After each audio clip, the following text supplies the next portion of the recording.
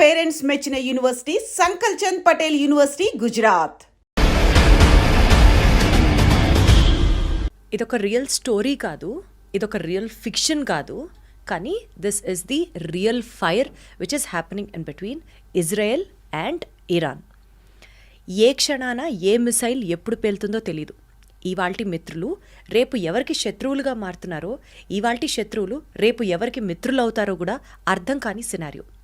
ఇవన్నీ పక్కన పెడితే అసలు మతం పేరుతో యుద్ధం జరుగుతోందా, పవర్ పేరుతో యుద్ధం జరుగుతోందా, రివెంజ్ కోసం యుద్ధం జరుగుతోందా, దేని ఆధిపత్యం కోసం యుద్ధం చేస్తున్నారు అన్నది కూడా అర్థం కాని నేపథ్యంలో వరల్డ్ వార్ 3కి తెరలేస్తే పరిస్థితి ఏంటి అని వస్తున్న క్వశ్చన్స్కి భారతదేశం ఇజ్రాయెల్ని సపోర్ట్ చేస్తుందా లేకపోతే ఇరాన్ని సపోర్ట్ చేస్తుందా, ఎవరికి సపోర్ట్ చెయ్యకపోయినా రిస్క్ ఎక్కువగానే ఉందా, వీటన్నిటికీ సంబంధించిన సమగ్రమైన సమాచారాన్ని తెలుసుకునే ప్రయత్నం చేద్దాం. నాతో మాట్లాడడానికి senior journalist, a man of huge wisdom, Suresh Kochattil garu ఉన్నారు. సార్ నమస్తే. నమస్తే. సార్, ఇజ్రాయెల్ వర్సెస్ ఇరాన్, ఈ రెండు దేశాల మధ్యలో యుద్ధ వాతావరణం ఇప్పుడు చూస్తుంటే ఎవరన్నా ఒక మాస్టర్ మైండ్ వెనకాల ఉండి ఈ యుద్ధానికి కారణమని అనుకోవాలా, లేకపోతే సైలెంట్గా ఎవరన్నా పాములు కదుపుతున్నారా అని అనాలా? ఏం చెప్తారు? దీనికి ఒక ఫ్లాష్ బ్యాక్ ఉందమ్మా. ఫ్లాష్ బ్యాక్ వెళ్ళాల్సి వస్తుంది. ఇజ్రాయెల్ ఎప్పటి నుంచి ఒక దేశంగా ఫామ్ అయిందో 1948లో అందరికీ స్వాతంత్రం వస్తుంది, ఇజ్రాయెల్ స్టేట్గా ఫామ్ చేసుకున్నారు. వాళ్ళు ఇప్పుడున్న మేజర్ పోర్షన్ ఆఫ్ వాళ్ళ ల్యాండ్, ఇజ్రాయెల్ దగ్గర ఉన్న టెల్ అవీవ్ కానీ మిగతా ప్లేసెస్ కానీ హైఫా కానీ, ఇదంతా వాళ్ళు డబ్బులు పెట్టి కొనుక్కున్నారు. ఆ టైంలో 48, 46, 47లో మొత్తం డెజర్ట్ ఉండేది కంప్లీట్గా, అక్కడ ఏం లేదు. సో అక్కడున్న అరబ్స్ ఏం చేశారంటే, ఇక్కడ ఏం చేసుకుంటాం మనం, ఈ పంటలు ఏం చేసుకోలేము, ఇక్కడ అసలు నీళ్ళు లేవు, ఎందుకు పనికిరాని ప్లేస్ అని చెప్పేసి ఇజ్రాయలీస్కి జూస్కి ఇది అమ్ముకుంటే వెళ్ళిపోయారు ల్యాండ్. అది వీళ్ళు కొనుక్కొని మొత్తం పోర్షన్ వాళ్ళ దగ్గర వచ్చినప్పుడు వాళ్ళు స్టేట్ ఆఫ్ ఇజ్రాయెల్ ఫామ్ చేసుకున్నారన్నమాట. స్టేట్ ఆఫ్ ఇజ్రాయెల్ ఫామ్ చేసిన తర్వాత మన అందరికి తెలుసు, జూస్కి ముస్లిం నేషన్స్కి ఎప్పుడు పడదు. ఇప్పుడున్న ఇజ్రాయెల్ చుట్టుపక్కల ఉన్న జార్డన్, సిరియా, లెబనన్, ఈజిప్ట్, ఇంకా ఇటువైపు ప్యాలెస్టైన్, వీళ్ళెవరికి ఇజ్రాయెల్తో పడదు. అందరికన్నా ముందు మనకు తెలుసు 6 Day వార్ అని ఒక వార్ జరిగింది ఇజ్రాయెల్ మీద. ఈ అందరు కలిసి దాడి చేసిన 6 Day వార్లో వీళ్ళందరూ ఒకటే జాయింట్గా ఆపరేట్ చేసి ఇజ్రాయెల్ మీద దాడి చేసినా కానీ ఇజ్రాయెల్ గెలిచారు ఆ వార్. దాంట్లో చాలా మటుకు ఈజిప్ట్ దగ్గర ఉన్న కొంచెం ల్యాండ్, జార్డన్ దగ్గర ఉన్న కొంచెం ల్యాండ్ మొత్తం గుంజుకున్నారు ఇజ్రాయెల్. తర్వాత మనం చూసాం Yasser Arafat PLO, Palestine Liberation Organization చీఫ్గా ఉండి టెర్రరిస్ట్ గ్రూప్ నుంచి వాళ్ళకి నార్మల్ గ్రూప్కి వచ్చారు. దాని తర్వాత ఇత్సాక్ రబీన్తో అగ్రిమెంట్ సైన్ చేసి పీస్ అగ్రిమెంట్ సైన్ చేసినప్పుడు ఒక శాంతి వాతావరణం వచ్చింది ఆ ఏరియాలో. కానీ దాని ఇజ్రాయెల్ వర్సెస్ ఆ మిగిలిన 6 నేషన్స్కి శాంతి వాతావరణం వచ్చిందని చెప్తున్నారు. అంటే వాళ్ళందరూ వెనకకి వెళ్ళిపోయారు. పిఎల్ఓ మెయిన్గా ప్యాలెస్టైన్ లిబరేషన్ ఆర్గనైజేషన్ ఇజ్రాయెల్ని అంగీకరించారు. Israel has a right to exist అని. ఎందుకంటే అరబ్స్కి ఒక ప్రాబ్లం ఏంటంటే ఇజ్రాయెల్ అని రాష్ట్రం ఉండకూడదు. ఈ బేసిక్ ఇప్పుడున్న కూడా అదే ప్రాబ్లం. మీరు చూడండి, ఇరాన్ ఏమంటున్నారు, Israel has no right to exist. అంటే ఇజ్రాయెల్ ఒక దేశంగా ఉండకూడదు, వాళ్ళని మొత్తం వైపౌట్ చేయాలి, జూస్ అనే కమ్యూనిటీ ఉండకూడదు. ఇది వాళ్ళు ఇప్పుడు కాదు, ఇది మన కింగ్ సోలమన్ టైం నుంచి వస్తున్నాం మనం. ఇన్ఫ్యాక్ట్ లోకంలో ఒకటే దేశం ఉంది, ఎప్పుడైనా జూస్కి పారిపోయి వచ్చినప్పుడు వాళ్ళని రండి మా దగ్గర ఉండండి అని చెప్పడానికి లోకంలో ఒకటే దేశం ఉండే ఆ టైంలో. You talking of from the king Solomon time నుంచి, అది భారతదేశం. నాకు ఇప్పుడు కూడా గుర్తుంది, మా ఇంటి నుంచి కేరళలో ఉన్న మా విలేజ్ నుంచి 16 కిలోమీటర్ దూరం క్రాంగనూర్ అని చెప్పి పెద్ద ఒక పోర్ట్ ఉండే ఒక టైంలో. దాని తర్వాత ఒక సునామీ వచ్చినప్పుడు మొత్తం కొట్టుకుపోయింది అది 17th century 16th centuryలో. అప్పుడు దాన్ని కొడుంగలూరు అంటారు ఆ ప్లేస్ని. వెరీ సీకోస్ట్ దగ్గర ఉంటుంది. జూస్ వచ్చి ఫస్ట్ ల్యాండ్ చేసిన ప్లేస్ అది ఇండియాలో. ఇంకోటి ముంబై వైపు కూడా ల్యాండ్ అయ్యారు, అప్పుడు బాంబే. అక్కడ కూడా అక్కడున్న రాజు రండి మాతో ఉండండి అని చెప్పి వాళ్ళకి స్థలం ఇచ్చారు. ఇక్కడ కూడా వాళ్ళకి పెద్ద ఒక స్థలం ఇచ్చారు. వాళ్ళు ఫస్ట్ సినగాగ్ అక్కడ కట్టుకున్నారు, అంటే వాడు గుడి అనుకోండి. అక్కడ నెక్స్ట్ వాళ్ళు కొచ్చిన్కి వెళ్ళారు. మీరు ఇప్పుడు కూడా కొచ్చిన్కి వెళ్తే జ్యూ టౌన్ అని పెద్ద టౌన్ ఉంది అక్కడ ఓల్డ్ కొచ్చిలో, ఫోర్ట్ కొచ్చిలో. కంప్లీట్ జ్యూస్ ఉండేటోళ్ళు అక్కడ, కానీ ఇప్పుడు అందరు వెళ్ళిపోయారు. ఇప్పుడు ఒక 20 మంది ఉన్నారు అక్కడ అంతే. సో చాలా తక్కువ, కానీ అక్కడ పెద్ద ఒక సినగాగ్ ఉంది, చాలా బ్యూటిఫుల్ సినగాగ్ అది. సో జ్యూస్ అనే ఒక కమ్యూనిటీని మనం ఎట్లా అంటే వాళ్ళని ఉండనీయట్లేదు. ఈ అరబ్ నేషన్స్కి జ్యూస్ అంటే అస్సలు పడదు. అది ఇప్పుడు కూడా చూడండి, ఎవరైనా కానివ్వండి, ఇప్పుడు వీళ్ళ కాన్సెప్ట్ ఏంటంటే from the river to the sea is Palestine అని. రివర్ అంటే జార్డన్ రివర్ ఒకవైపు, సీ ఒకవైపు. ఇక్కడ ఇజ్రాయెల్ ఉన్నారు, ఇటువైపు జార్డన్, ఇటువైపు ఏమో ఇప్పుడున్న గాజా స్ట్రిప్. అంటే ఇజ్రాయెల్ ఉండకూడదు నడిమిట్ల, జార్డన్ నుంచి గాజా దాకా, అక్కడి నుంచి సీ దాకా మొత్తం వాళ్ళ దేశమే ఉండాలని చెప్తున్నారు. ఎవరు? ప్యాలెస్టీనియన్స్ వాళ్ళు. ఇది అంగీకరిస్తున్నారు అరబ్ నేషన్స్ అందరూ. ఇన్ఫ్యాక్ట్ ఈ పీస్ డీల్ సైన్ చేసిన తర్వాత కూడా మనకందరూ తెలుసు, దానికన్నా ముందు మ్యూనిక్ ఒలింపిక్స్లో 11 మంది ఇజ్రాయేలీ అథ్లీట్స్ చంపారు పిఎల్లో. దాని తర్వాత పెద్ద గొడవ జరిగింది. వీళ్ళందరినీ ఎవరో చంపారో వాళ్ళందరినీ పట్టుకొని పిఎల్లో వాళ్ళని ఒక్కరి తర్వాత ఒకరు చంపారు సార్ ఇజ్రాయెల్. అప్పుడు ఇజ్రాయెల్ తెలిసింది ఏంటంటే మాకు సర్వైవ్ చేయాలంటే మాకు ఛాన్స్ లేదు, మాకు ఆప్షన్ లేదు, we have to fight to survive. ఎవరు వారిని సింపథైజ్ చేయరు. సింపథైజ్ చేసే చాలా తక్కువ నేషన్స్ ఉన్నారు.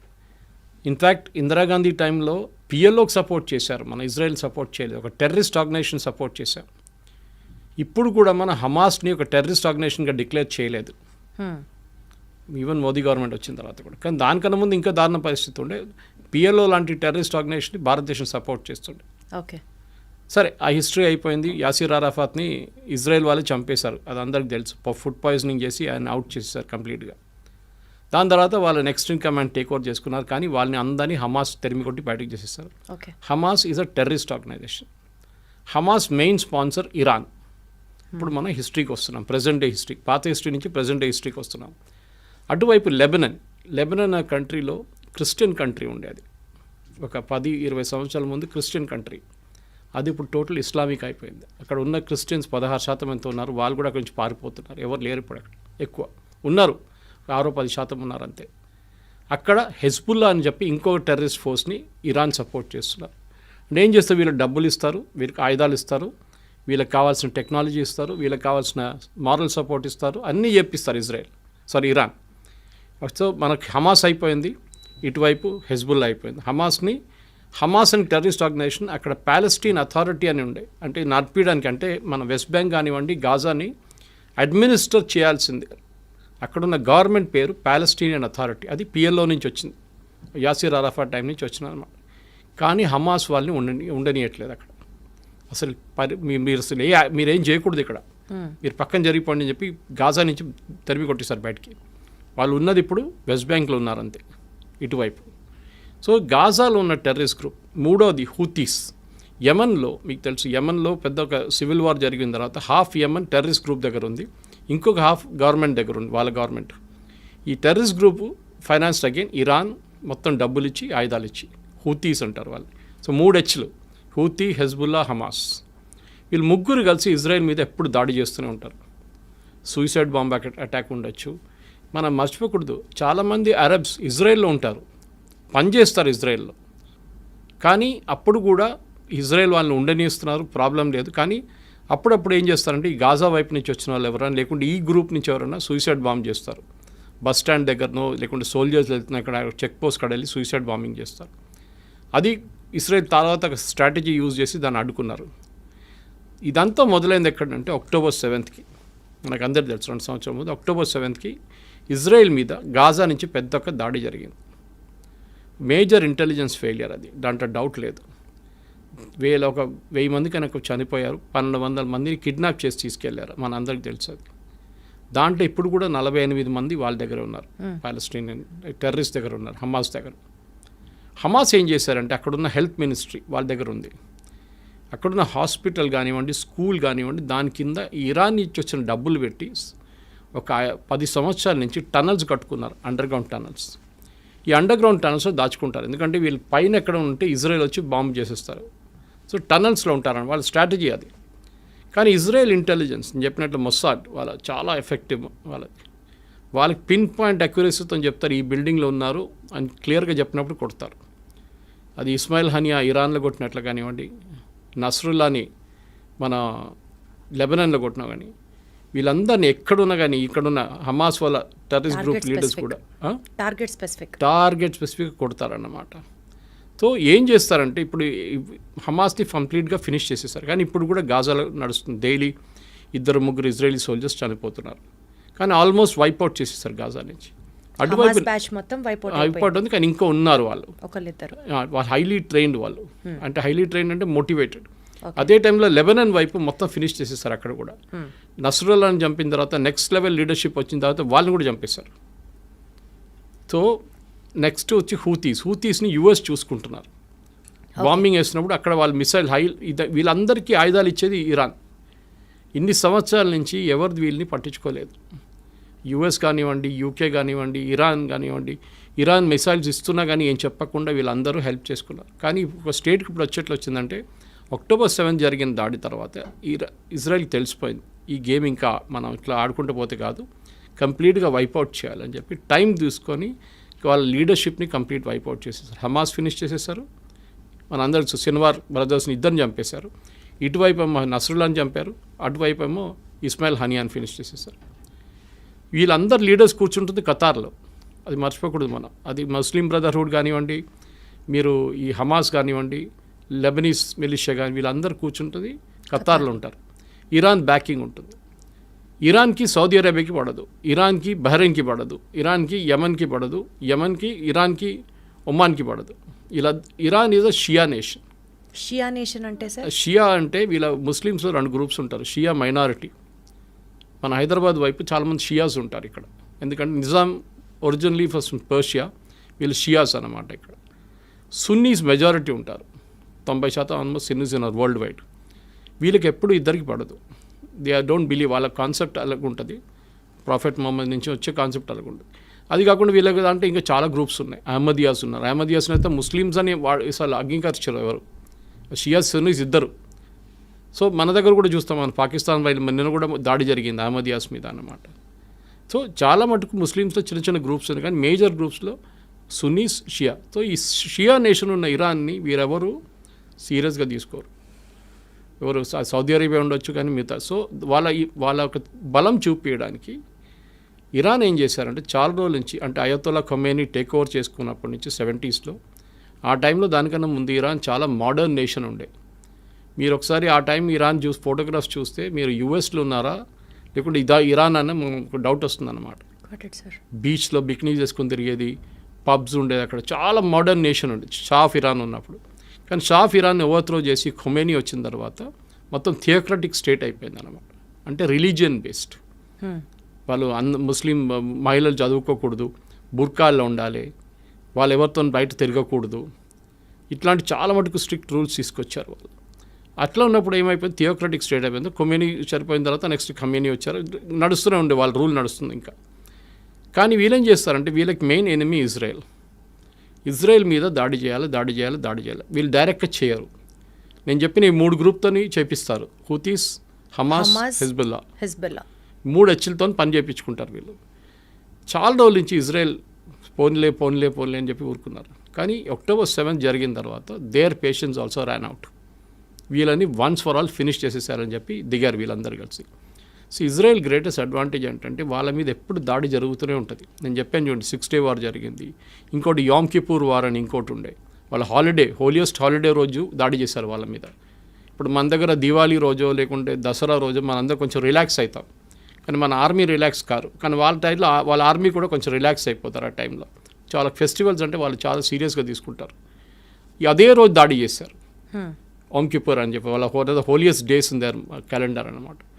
ఆ వార్ కూడా ఇజ్రాయెల్ గెలిచారు. సో వీళ్ళకేంటంటే ఇప్పుడు ఇరాన్కి మేజర్లీ ప్రూవ్ చేయడానికి, అంటే మేము సౌదీ అరేబియా కన్నా పెద్దది, టర్కీ కన్నా మేము పెద్దవాళ్ళం అని చెప్పి వీళ్ళు మిసైల్ టెక్నాలజీని చాలా చోట్ల నుంచి కొనుక్కున్నారు. ఒకటి north Korea, mainly north Korea దగ్గర నుంచి కొనుక్కున్నారు వీళ్ళు టెక్నాలజీ అంతా. ఇంకోటి కొంచెం టర్కీ దగ్గర నుంచి కొనుక్కున్నారు. ఈ టెక్నాలజీని వీళ్ళు వాడుకున్నారు. దీని తర్వాత వీళ్ళు న్యూక్లియర్ అంబిషన్స్కి వచ్చేసారు. అక్కడే ప్రజెంట్ గొడవ అంతా మొదలైందన్నమాట. So you have to understand the historical context. దానికోసం మీకు ఫ్లాష్ బ్యాక్ అని చెప్పాను. 100% సార్, నాకు అంతా అర్థమైంది. థ్యాంక్ యూ సో మచ్, ఎంత క్లియర్గా ఎక్స్ప్లెయిన్ చేసినందుకు. ఫస్ట్ ఆడియన్స్కి కూడా హిస్టరీ తెలిస్తే ఇంకా ఎక్కువ ఫాలో అవుతారు. సార్ ఇప్పుడు కమింగ్ టు ది పాయింట్, అసలు ఇజ్రాయెల్కి ఇరాన్కి మధ్యలో ఎంతసేపు ఇరాన్ ఇజ్రాయెల్ని ఫినిష్ చేయాలి అన్న ఆలోచన అది కేవలం మతపరంగానే చూస్తామా, లేకపోతే డామినెన్సా, లేకపోతే పవర్ కోసమా, లేదా ఆయిల్ డామినెన్స్ కోసం ప్రపంచవ్యాప్తంగా ఆయిల్ మా దగ్గర నుంచే ఉండాలి అన్న ఒక ఆ స్టేట్మెంట్ కోసమా? అసలు ఎందుకు why is Israel being targeted now and then? ఇండియాను ఎందుకు టార్గెట్ చేస్తారండి? పాకిస్తాన్ కానీ మిగతా ఇస్లామిక్ నేషన్స్, టర్కీ చేస్తున్నారు, అజర్బైజాన్ చేస్తున్నారు. Why is India targeted? Hindu nation, okay, Hindu nation అంటారు. కానీ మన దగ్గర ఉన్న ముస్లిమ్స్ ఆఫ్టర్ ఇండోనేషియా తర్వాత మన దగ్గర అందరికన్నా పెద్ద సెకండ్ లార్జెస్ట్ ముస్లిమ్స్ ఉన్న దేశం భారతదేశం. మీరు అడిగిన మతం పరంగా కాదు ఇది బేసికలీ వీళ్ళ లాజిక్. నేను స్టార్టింగ్ మీకు ఎక్స్ప్లెయిన్ చేశాను. Israel has no right to exist. రేపు చెప్తారనుకోండి పాకిస్తాన్ భారతదేశంగా ఉండనే అసలు వాళ్ళకి అర్హత లేదు, వాళ్ళని ఫినిష్ చేసేయాలంటే మీరు ఎట్లా రియాక్ట్ అవుతారు? మా దేశం, మా ప్రాబ్లం మీకెందుకు అని చెప్పి ఇజ్రాయెల్ ఏం చేశారంటే, సరే వీ హ్యావ్ టు ఎగ్జిస్ట్. మా మీద ఆల్రెడీ 2-3 పెద్ద యుద్ధాలు జరిగినాయి మా మీద, మేము అన్నీ గెలుచుకున్నాం. ఇంకోటి అక్కడ ఒక చుక్క నీళ్ళు పడదు, వర్షం పడదు. అప్పుడు కానీ వాళ్ళ అగ్రికల్చర్లో నంబర్ 1 ప్రొడక్షన్, టెక్నాలజీలో దే ఆర్ నంబర్ 1, మిలిటరీ టెక్నాలజీలో దే ఆర్ సూపర్. వాళ్ళ ఐరన్ డోమ్ చూసాం చాలా మటుకు. మనకి ఇజ్రాయెల్ గురించి చెప్తున్నాను. ఇరాన్ కాదు, ఇరాన్ అక్కడి నుంచి కొనుక్కున్నారు దొంగతనంతో. అది పాకిస్తాన్ చేసినట్లనే. పాకిస్తాన్ న్యూక్లియర్ టెక్నాలజీ జర్మనీ నుంచి దొంగతనం చేసుకుని తీసుకొచ్చిన మనిషి ఏక్యూ ఖాన్. ఆయన సెటప్ చేశారు వాళ్ళ న్యూక్లియర్ అంబిషన్స్. ఇన్ఫ్యాక్ట్ ఆ టైంలో 1980s 90sలో ఇజ్రాయెల్ ఆఫర్ చేశారు ఇండియాకి, మేము పాకిస్తాన్ దగ్గర ఉన్న న్యూక్లియర్ టెక్నాలజీని మొత్తం ధ్వంసం చేస్తాం, ఇప్పుడు ఇలాగా ఇరాన్ మీద చేస్తున్నాడు, దాడి చేస్తామంటే అప్పుడున్న కాంగ్రెస్ గవర్నమెంట్ ఒప్పుకోలేదు. ఆలోచించండి, అప్పుడు చేస్తుంటే మనకి థ్రెట్టే ఉండదు పాకిస్తాన్ దగ్గర. సరే దాని పక్కన పెడదాము. ఇప్పుడు ఇరాన్ కేసులో ఏమైందంటే, ఇరాన్కి న్యూక్లియర్ టెక్నాలజీ వాళ్ళ చేతికి దొరికింది, వాళ్ళకి యురేనియం దొరికింది, ఇంపోర్ట్ చేసుకోవచ్చు మీరు ఫర్ పీస్ఫుల్ పర్పసెస్. కానీ పీస్ఫుల్ అని ఇరాన్ ఎప్పుడు ఉండరు, మన అందరికి తెలుసు. వాళ్ళకి అంబిషన్ ఏంటంటే, ఒకటి మాకు వరల్డ్లో మేమే నంబర్ 1 లీడర్. అంటే ఒకవైపు టర్కీ ఏమంటున్నారంటే మేమే ఒరిజినల్ ఖలీఫా, అక్కడి నుంచి మా లైనేజ్ డైరెక్ట్ ప్రాఫెట్ మొహమ్మద్ నుంచి మాకే, మేము ఖలీఫేట్ మేమే. ఒటువైపు సౌదీ అరేబియా ఏమంటున్నారు, హోలియస్ట్ సైట్స్ మా దగ్గర ఉంది, మెక్కాన్ మదీనా మా దగ్గర ఉంది, we're the original Muslim Islamic nation. ఇంకోవైపు పాకిస్తాన్, మన అసీం ముని స్టేట్మెంట్ చూసుంటారు, we're the second after Saudi Arabia, మేమే సెకండ్ లార్జెస్ట్ ఇస్లామిక్ నేషన్ అంటున్నారు. ఇప్పుడు ఇరాన్ అంటున్నారు మేమేం చేయాలి, మేము కూడా మా పవర్ చూపించాలని చెప్పి వీళ్ళు న్యూక్లియర్ ప్రాసెసింగ్ స్టార్ట్ చేశారు. ఆల్రెడీ వాళ్ళ దగ్గర బ్యాలిస్టిక్ టెక్నాలజీ ఉంది. బ్యాలిస్టిక్ అంటే మీకు ఒక 100 కిలోమీటర్ నుంచి 500-600 కిలోమీటర్ కొట్టచ్చు మీరు. ఇప్పుడు 1000 కిలోమీటర్ కూడా ఉంది, మిసైల్స్ కొట్టచ్చు. కానీ మిసైల్స్ని మీరు ఒకటి అమ్యునిషన్ పెట్టి పంపించవచ్చు, ఇంకోటి న్యూక్లియర్ వెపన్ పెట్టి పంపించవచ్చు. న్యూక్లియర్ వెపన్ ఎవరు వాడరు, ఉంటుంది దమ్కి వేయడానికి ఉంటుంది అంతే, నా దగ్గర ఉంది చూడు అని చెప్పడానికి. పాకిస్తాన్ చేసినట్లు మనం బ్లఫ్, మోదీ గారు అన్న వీ కాల్ దేర్ బ్లఫ్ అన్నారు. ఇరాన్ ఏం చేశారంటే న్యూక్లియర్ ప్రాసెసింగ్ మొదలుపెట్టి వాళ్ళ పవర్ ప్లాంట్ ఉంది, వాళ్ళకి ఒక న్యూక్లియర్ పవర్ ప్లాంట్ అక్కడ వాడుకుంటారు. ఇప్పుడు మన హైదరాబాద్లో చర్లపల్లిలో న్యూక్లియర్ ఫ్యూయల్ కాంప్లెక్స్ ఉంది. మనం బయట నుంచి తెప్పించుకున్న యురేనియం అంతా, అది కాకుండా మన దగ్గర ఉన్న కొంచెం యురేనియం వాడుకొని దాన్ని ప్రాసెస్ చేసి రాడ్స్లో తయారు చేసి మన కల్పాకం కానివ్వండి, మిగతా మన కైగా లాంటి అటామిక్ పవర్ ప్రాజెక్ట్స్కి పంపిస్తాం. ఓకే, అక్కడ వాళ్ళు దాన్ని న్యూక్లియర్ పవర్గా వాడుకుంటారు, న్యూక్లియర్ పవర్ జనరేట్ చేయడానికి వాడుకుంటారు. దానికి ఒక ప్యూరిటీ లెవెల్ ఉంటుంది. ఓకే, అంటే మీరు వెపన్ గ్రేడ్కి వెళ్ళాలంటే న్యూక్లియర్ సివిలియన్ యూస్కి మీకు 20-40% ప్యూరిటీ ఉంటే చాలు.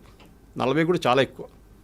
కానీ మీరు 60% దాకా ప్యూరిటీ మీరు, అంటే సెంట్రిఫ్యూజ్ అంటారు దాన్ని. మీరు కాలేజ్లో మనం ఫిజిక్స్ కెమిస్ట్రీ ఎక్స్పెరిమెంట్ చేస్తున్నప్పుడు ట్యూబ్స్ పెట్టి ట్యూబ్స్లో కొన్ని లిక్విడ్ సెంట్రిఫ్యూజ్ చేస్తారు, దాన్ని ఫాస్ట్గా తిప్పుతాం.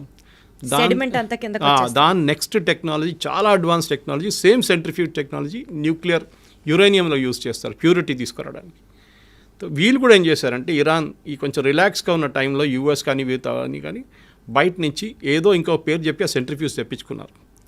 సో వీళ్ళు ప్యూరిటీ ఎక్కువ చేస్తాడం మొదలు పెడితే యూఎస్ వాళ్ళు ప్రెషర్ పెట్టిన తర్వాత, మేము బాంబ్ చేస్తాం మీ మీద అని చెప్పిన తర్వాత వాళ్ళు ఏం చేశారు, international atomic energy agency IAEA, వీళ్ళు వరల్డ్ వైడ్ ఒక వాచ్ డాగ్ అంటాం మనం. అంటే ఎక్కడెక్కడ న్యూక్లియర్ టెక్నాలజీ ఉందో వీళ్ళు అక్కడ ఇన్స్పెక్షన్ చేస్తారు. It's UN body, independent UN body అన్నమాట. సో IAEA ఏం చేస్తారంటే, వాళ్ళు వచ్చి ఇరాన్ మీద మేము మొత్తం నిఘా పెట్టబోతున్నాం. సో వాళ్ళు ఏం చేస్తారంటే ఇన్స్పెక్షన్స్ ఉంటుంది వాళ్ళకి, సర్ప్రైజ్ ఇన్స్పెక్షన్స్. మీరు ఎందుకు వాడుతున్నారు, మీరు ఎక్కడి దాకా వచ్చారు, లేదు చూడండి మేము సివిలియన్కే వాడుకుంటున్నాం, ఆ రికార్డు చూసుకోండి అని చెప్పి అంతా చూపిస్తారు. అది కాకుండా వాళ్ళు CCTV కెమెరా పెడతారు, చాలా హై రెజల్యూషన్. కంటిన్యూస్ మానిటరింగ్ ఉంటుంది ఇరాన్ మీద అన్నమాట. మన మీద కూడా ఉంటుంది, ఒక్కొక్కసారి మనం కూడా డిస్క్లోజ్ చేయాల్సి వస్తుంది. సో అది కాకుండా ఇరాన్ ఏం చేశారంటే ఈ ప్యూరిటీ ఎక్కువ పెంచడం మొదలుపెట్టారు. 50 దాకా వచ్చారు, 50 నుంచి 55కి వచ్చారు. మొన్న 55కి వచ్చినప్పుడు సడన్గా ఇజ్రాయెల్ ప్యానిక్ అయ్యారు. ఎందుకంటే ఒకసారి 60% క్రాస్ చేస్తే వీళ్ళు న్యూక్లియర్ వెపన్స్ తయారు చేయొచ్చు. యురేనియం ప్యూరిటీ 60% కన్నా ఎక్కువ అయితే you can make nuclear weapons. అప్పుడు దాకా మీ సివిలియన్ యూస్కి వాడుకుంటారు. ఆ టైంలో అమెరికా నెగోసియేషన్స్ మొదలుపెట్టారు. మీకు గుర్తుంటుంది, ప్రెసిడెంట్ ట్రంప్ ఇరాన్తో మాట్లాడడం, ఫస్ట్ రౌండ్, సెకండ్ రౌండ్ బహ్రెయిన్లో జరిగింది, ఒమాన్లో జరిగింది టాక్, కానీ ఇక్కడికి వెళ్ళట్లేదు. ఎందుకు ఇరాన్ ఫైనల్ ఏమేంటంటే మాకు బాంబు కావాలి. కానీ వాళ్ళు ఏమంటారు, మేము చేయట్లేదు, చూడండి మేము మంచి అబ్బాయిలు, మేము ఏం చేయట్లేదు. కానీ అయ్యి ఏం చెప్పారంటే వీళ్ళు చీట్ చేస్తున్నారు, వీళ్ళు కెమెరాలు ఆఫ్ చేసేస్తున్నారు, కెమెరా మీద బట్టలు వేసేస్తున్నారు, ఏదేదో పని చేస్తున్నారు, సెంట్రిఫ్యూజ్ తెప్పించుకుంటున్నారు బయట నుంచి, ప్యూరిటీ ఎక్కువ చేస్తున్నారు. లాస్ట్కి వచ్చినప్పుడు ఒక 2 వారాల ముందు ఫైనలీ ఇజ్రాయెల్ డిసైడ్ చేసుకున్నారు, ఇంకా ఒక నెల ఆగితే, 2 నెలలు ఆగితే వాళ్ళు వెపన్స్ గ్రేడ్ యురేనియం తయారు చేసుకుంటారు. దాని తర్వాత వాళ్ళని ఆపలేము, పాకిస్తాన్ లాగా అయిపోతారు. మా దగ్గర ఇప్పుడు పాకిస్తాన్ దగ్గర 80 వెపన్స్ ఉన్నాయి, న్యూక్లియర్ గ్రేడ్ వెపన్స్ రెడీగా ఉన్నాయి వాళ్ళ దగ్గర. మన దగ్గర 150 ఉంది, చైనా దగ్గర 500 ఉంది, యూఎస్ అయితే బియాండ్ థౌజండ్స్లో ఉన్నాయి వాళ్ళ దగ్గర. సో ఇప్పుడు ఏమైందంటే లోకంలో 5-6 నేషన్స్ ఉన్నారు, వెపన్స్ ఉన్న నేషన్స్. ఇరాన్ దగ్గర వస్తే వీళ్ళకి భయం ఏంటంటే ఇజ్రాయెల్కి వాళ్ళు ఎప్పుడైనా వాడుకుంటారు, ఎక్కడైనా వాడుకుంటారు. హుతీస్కి ఇచ్చేస్తారు, హెజ్బుల్లాకి ఇచ్చేస్తారు, హమాస్కి ఇచ్చేస్తారు, వాళ్ళ ఎగ్జిస్టెన్స్ ఉండదు ఇజ్రాయెల్. ఎందుకంటే ఒకసారి ఒక న్యూక్లియర్ బాంబ్ వేసిన తర్వాత దాని చుట్టుపక్కల ఉన్న 1000 కిలోమీటర్ దాకా మీరు అసలు ఉండలేరు. నెక్స్ట్ 5000 సంవత్సరాల దాకా ఉండలేరు మీరు అక్కడ. అది కంప్లీట్ అంత రేడియేషన్ ఉంటుందన్నమాట. మనం చూసాం హిరోషిమా నాగసాకిలో ఏం జరిగిందనేది. సో న్యూక్లియర్ డెటనేషన్ అంటే చాలా సీరియస్ ఇష్యూ. దానికోసం మనం ఇప్పుడు డెటనేషన్ చేస్తున్నప్పుడు, మనం టెస్ట్ చేస్తున్నప్పుడు ఏదో ఒక డెజర్ట్లో వెళ్ళి చేసుకుంటాం మనం టెస్ట్. పోఖ్రాన్లో ఎందుకు టెస్ట్ చేస్తామంటే పోఖ్రాన్ డెజర్ట్ నడిమిట్లో ఉంది, మన థార్ డెజర్ట్ నడిమిట్లో రాజస్థాన్లో. అది కూడా లోపలికి తవ్వి 20 కిలోమీటర్ లోపలికి వెళ్ళి, లేకుంటే 15 కిలోమీటర్ లోపలికి వెళ్ళి అక్కడ మనం వెపన్ పెట్టి టెస్ట్ చేస్తాం దాన్ని. సో రేడియేషన్ పైకి రాకుండా, చిన్న ఎర్త్క్వేక్ లాగా ఉంటుంది, భూకంపంగా వస్తుంది ఆ టైంలో, 3-4 రిక్టర్ స్కేల్ మీద వస్తుంది అనమాట. సో ఈ దాంట్లో ఇజ్రాయెల్ ఏం డిసైడ్ చేశారంటే 2 వారాల ముందు వీళ్ళని ఇట్లా ఇవ్వకూడదు, వీళ్ళు తయారు చేసుకుంటే వీళ్ళది ఫస్ట్ వీళ్ళ న్యూక్లియర్ అసెట్స్ మీద కొట్టాలి. సో వీళ్ళు 3-4 సైట్స్ ఉన్నాయి వీళ్ళ దగ్గర. సో ఈ న్యూక్లియర్ అసెట్స్ సివిలియన్ యూజ్ ఒకటే, మీరు కల్పాకం లాంటి రియాక్టర్ కానివ్వండి, కైగా లాంటి రియాక్టర్ అంతా మనకు కనిపిస్తుంది బయట న్యూక్లియర్ ప్లాంట్ అంటే. కానీ న్యూక్లియర్ వెపన్స్ ఎప్పుడు స్టోర్ చేసేది మౌంటైన్స్ లోపల స్టోర్ చేస్తారు. మన పాకిస్తాన్ చూసాం, కిరాణా హిల్స్లో కొట్టాం మనం, వాళ్ళ మీద కొట్టలేదని మనం అంటున్నాం, కానీ జరిగింది. We didn't hit the weapons directly, కానీ దాన్ని కైరానా హిల్స్ ఫేస్ అంటే మౌంటైన్ లోపల ఎంటర్ అయ్యే గేట్ ఉంది చూడండి, అక్కడ కొట్టాం. ఇప్పుడు దాంట్లో లోపల ఎంటర్ చేయలేకపోతున్నారు పాకిస్తాన్. అక్కడ ఏం జరిగిందో వాళ్ళకి తెలియదు. ఇజ్రాయెల్ కూడా అదే స్ట్రాటజీ యూజ్ చేశారు. ఇన్ఫ్యాక్ట్ చాలా మటుకు డిఫెన్స్ ఎక్స్పర్ట్స్ ఏమంటున్నారంటే భారతదేశం చేసిన అదే స్ట్రాటజీ పాకిస్తాన్ వ్యతిరేకంగా ఇజ్రాయెల్ చేశారు. ఒకటి, ఫస్ట్ వాళ్ళు ఏం చేశారంటే వాళ్ళ ఎయిర్ డిఫెన్స్ కొట్టుపడేశారు మొత్తం. మనం కూడా అదే చేస్తాం. Exactly sir. Chinese air defence system ఉండే మొత్తం ధ్వంసం చేసిన తర్వాత మనకు ఫ్రీ రైడ్ అయిపోయింది. మనకి వాళ్ళ ఎయిర్క్రాఫ్ట్ టేక్ ఆఫ్ చేయలేకపోయినారు, మన రన్వేని కొట్టాం. సో దేవర్ స్టక్. మన వాళ్ళకి ఫ్రీ టైం దొరికింది, మిసైల్స్ కూడా ఎట్లా కావాలంటే అట్లా కొట్టారు మన వాళ్ళు. కానీ ఇప్పుడు ఏం జరిగింది, ఇజ్రాయెల్ కూడా అదే చేశారు ఇరాన్ మీద. కానీ ఇరాన్ దగ్గర ఒక అడ్వాంటేజ్ అంటే పాకిస్తాన్ దగ్గర కాకుండా వాళ్ళ దగ్గర మిసైల్స్ చాలా ఉన్నాయి. ఓవర్ ద ఇయర్స్ ఈ హమాస్ హూతీస్కే వాళ్ళు ఆల్మోస్ట్ 40,000, వీళ్ళు హెజ్బుల్లాకి ఆల్మోస్ట్ 30,000-40,000 మిసైల్స్ ఇచ్చారు వాళ్ళు. దాంట్లో చిన్న మిసైల్స్ ఉంటాయి, పెద్దది ఉంటాయి, బ్యాలిస్టిక్ ఉంటాయి, అన్నీ ఉంటుంది. అది కాకుండా ఇరాన్ దగ్గర కూడా 1,200 మిసైల్స్ ఉన్నాయి వేరియస్ కెపాసిటీస్లో. ఒకటి కొన్ని 100 కిలోమీటర్ డిస్టెన్స్ ఉంటే ఒకటి 500 కిలోమీటర్ డిస్టెన్స్ కొడుతుంది అనమాట. కొన్ని అట్మాస్ఫియర్కి వెళ్ళి మళ్ళీ రీఎంటర్ అవుతుంది. దాన్ని ట్రాక్ చేయడం చాలా డిఫికల్ట్. మన దగ్గర బ్రహ్మోస్ ఉంది చూడండి, అట్లాంటిది. సో వాళ్ళు ఇంకో పేర్లు ఉన్నాయి దానికన్నా, మనం బ్రహ్మోస్ అని వాడుకుంటాం. మన దగ్గర అగ్ని ఉంది, మిగతా మన దగ్గర చాలా మటుకు రేంజ్ మిసైల్స్ ఉన్నాయి అనమాట. నాగ్ ఉంది అందరు, యాంటీ ట్యాంక్ మిసైల్స్. ఇరాన్ ఏం చేస్తారంటే ఇప్పుడు ఈ జరిగిన దాడిలో ఫస్ట్ వాళ్ళ మీద దాడి జరిగినప్పుడు ఇజ్రాయెల్ ఏం చేశారంటే వాళ్ళ మేజర్ కమాండర్స్, ఆర్మీ చీఫ్ కానివ్వండి, వాళ్ళ ఎయిర్ ఫోర్స్ చీఫ్ కానివ్వండి, వాళ్ళ మేజర్ ఆర్మీ కమాండర్స్ని 10 మందిని చంపేశారు. సూపర్ ఇంటెలిజెన్స్ అంటే వీళ్ళు ఎక్కడ కూర్చుంటారో ఎవరికి తెలియదు, వాళ్ళకే తెలియదు, వాళ్ళ తోడున్న వాళ్ళకి తెలియకుండా ఇస్రాయెల్లో ఉన్న మొసాడ్ వాళ్ళు ఇరాన్లో వచ్చి అక్కడ ఉండి చేపించారు ఇది. ఇప్పుడు మీకు ఇక్కడ వచ్చే ముందు రికార్డింగ్ ఒకటి వింటున్నాను, వీళ్ళ మొబైల్ ఫోన్స్ ట్రాక్ చేశారంట. అప్పుడు వీళ్ళు ఏం చేశారు, మొబైల్ ఫోన్ ఆఫ్ చేసి పెట్టేశారు. మీరు మొబైల్ ఫోన్ ఆఫ్ చేస్తే మిమ్మల్ని ఎవరు ట్రాక్ చేయలేరు టెక్నికల్గా. కానీ అది కూడా ఇజ్రాయెల్ దగ్గర టెక్నాలజీ ఉందంట. మొబైల్ ఆఫ్ చేస్తే పెడితే కూడా టెక్నాలజీ మీ మొబైల్ ట్రాక్ చేస్తారంట. So Israel is super duper smart. టెక్నాలజీలో వాళ్ళని, అది కాకుండా ఇంటెలిజెన్స్లో మొసాడ్ లాంటి ఏజెన్సీని ఈవెన్ అమెరికన్ సిఏ పనికిరాదు. Got it. They are super. ఇప్పుడు కాదు, ఫస్ట్ టైం కాదు, వాళ్ళ మ్యూనిక్ ఒలింపిక్స్లో 11 మంది అథ్లీట్స్ని చంపిన వాళ్ళు 8 మంది వచ్చి చేశారు. మెయిన్ టెర్రరిస్ట్ 8 మందిని వాళ్ళు చంపారు. తర్వాత ఒక్కరినైతే ఒక 20 సంవత్సరాల తర్వాత వెళ్ళి బ్రెజిలియన్ జంగిల్ వెళ్ళి కొట్టారు. ఆలోచించండి. మొసాడ్ ఇస్ చాలా సూపర్. వాళ్ళు చాలా ప్లేసెస్లో అసాసినేషన్ చేశారు ఇలా ఎనిమీస్ మీద అనమాట. ఇజ్రాయెల్ ఎనిమీస్ ఎక్కడకుండా వాళ్ళ మీద చేశారు. అది కాకుండా ఇప్పుడు జరిగిన మొన్న దాంట్లో ఫస్ట్ వీళ్ళ ఆర్మీ లీడర్షిప్ మొత్తం కొట్టేశారు. న్యూక్లియర్ సైంటిస్ట్ని చంపేశారు. దీనికన్నా ముందు కూడా చేశారు. ఈవెన్ యూఎస్ చేశారు. సొలైమానీ బాంబింగ్ ఒకటి ఉండే, ఫేమస్ బాంబింగ్ ఒకటి, అక్కడ కూడా వాళ్ళు చేసింది అదే. ఇప్పుడు మన హెజ్బుల్లా బాంబింగ్ చూసాం. హెజ్బుల్లాది మీటింగ్ జరుగుతున్నప్పుడు నస్రుల్లాని కొట్టారు. అది కూడా బంకర్ 3 ఫ్లోర్ల కింద. బంకర్ బస్టర్ బాంబ్ అంటారు దాన్ని. అంటే బాంబు పైనుంచి డ్రిల్ చేసుకుంటూ పోతుంది. డ్రిల్ చేసి వెళ్ళి కింద ఎక్కడ ఉందో అక్కడ వెళ్ళి కంప్లీట్ బ్లాస్ట్ అయిపోతుంది అనమాట. షాక్తో చనిపోతారు, మంటలేమి ఉండదు. Even master mind is Israel. Nasrallah body అట్లనే దొరికింది ఇంటాక్ట్. ఈ డైడ్ ఆఫ్ షాక్. ఇజ్రాయెల్ మనకు అదే బాంబ్ బాలాకోట్లో ఇచ్చారు. బాలాకోట్ బాంబింగ్ భారతదేశం చేసినప్పుడు మన పుల్వామా అటాక్ తర్వాత వీ డిడ్ బాలాకోట్, వాళ్ళ టెర్రరిస్ట్ గ్రూప్ మీద అటాక్ చేసాం పాకిస్తాన్లో. మనకు వాడిన బాంబ్ బంకర్ బస్టర్ బాంబ్. ఇప్పుడు ఇజ్రాయెల్ దగ్గర ఆ బాంబులు లేవు అన్నప్పుడు మనం ఇజ్రాయెల్కి ఇచ్చాం. మన దగ్గర అదే అడగబోతున్నాను సార్. ఇప్పుడు ఇండియాకి diaspora is there with Israel and Iran. And తెలియకుండానే ఇందాక కూడా మీరు అంటున్నారు కాంగ్రెస్ గవర్నమెంట్లో మనం తెలియక ఇరాన్ సపోర్టెడ్ హమాస్ గ్రూప్స్ని మనం కూడా టెర్రరిస్ట్ కాదు అనుకుంటూ but we're still supporting there. India ఇద్దరికీ తెలిసిన నేషన్ అవ్వడం వల్ల suppose if India has to take a stand, ఎవరికి సపోర్ట్ చేస్తుంది ఇండియా? ఎవరికి సపోర్ట్ చేస్తే నష్టం? న్యూట్రల్గా ఉన్నా కూడా ఒక రకంగా కత్తి మీద సావలానే ఉంది ఇండియా పరిస్థితి. అసలు what is the future prediction for India? ఎవరికి సపోర్ట్ చేయాలి? చేస్తే ఎవరికి మంచిది? చేయకపోతే ఏం జరగబోతోంది? ఇద్దరికి బ్యాలెన్స్ చేయాల్సి వస్తుందండి. మనకి ఎప్పుడైనా పాజిటివ్ రిలేషన్షిప్ ఇజ్రాయెల్తోనే ఉంది. దానికోసం మొన్న SCO ఒక బాడీ ఉంది, మన బ్రెజిల్, చైనా వీళ్ళందరూ ఉన్న సోవియట్ యూనియన్ ఉన్న ఒక బ్లాక్ ఉంది ఒకటి. అక్కడ మొన్న ఒక రెజల్యూషన్ పాస్ చేశారు ఇజ్రాయెల్ వ్యతిరేకంగా. భారతదేశం దాని నుంచి బయటకు వచ్చేసింది resolution. We didn't accept it. So ఇజ్రాయెల్కి వ్యతిరేకంగా భారతదేశం లేదు. First point. సెకండ్, ఇరాన్తో కూడా మనం ఫ్రెండ్షిప్ పెట్టుకుంటున్నాం. ఎందుకంటే ఇరాన్కి ఏం కావాలంటే వాళ్ళకి తెలుసు వాళ్ళ వైపు నుంచి ఎవరు రావట్లేదు. ఇప్పుడు చూడండి, ఈ వార్లో ఒక్క దేశం ఇంక్లూడింగ్ పాకిస్తాన్ వాళ్ళ వైపు రావట్లేదు. ఇరాన్ సపోర్టెడ్ హమాస్ గ్రూప్స్ని ఇండియా ఎందుకు సపోర్ట్ చేస్తుంది సార్? మరి ఇండియా సపోర్ట్ చేయట్లేదు, ఇండియా కండమ్ చేయట్లేదు. We're not declared them as a terrorist group. Problem ఎక్కడ వస్తుందంటే షియాస్, మన దగ్గర ఉన్న షియాస్, కశ్మీర్ వైపు షియా పాపులేషన్ ఎక్కువ. మీరు లదాఖ్కి వెళ్తే, లదాఖ్ ఒక యూనియన్ టెరిటరీగా తీసుకుంటే లదాఖ్లో రెండు పీసులు ఉన్నాయి. ఒకటి నేను ఒక 1 year ముందు వెళ్ళాను అక్కడికి.